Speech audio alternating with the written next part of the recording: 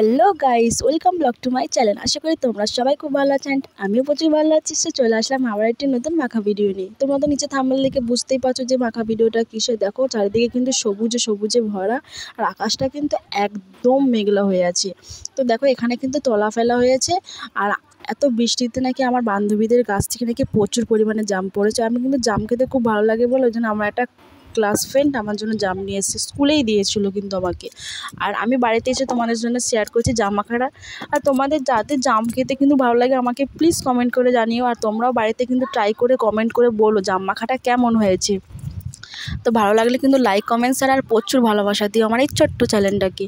আর দেখো জাম মাখাটা কিন্তু তোমাদের সঙ্গে কথা বলতে বলতে হয়ে গেছে। লেবু পাতা, নুন, শুকনো লঙ্কা আর একটু চিনি আর একটু পরিমাণে তেল দিয়ে কিন্তু ভালো মতন করে মাখিয়ে নেওয়ার পরেই কিন্তু জাম মাখা হয়ে যাবে। আমি কিন্তু খেয়ে বলছি কেমন লেগেছে, আমার কিন্তু খুব খুব ভালো লেগেছে জাম মাখা।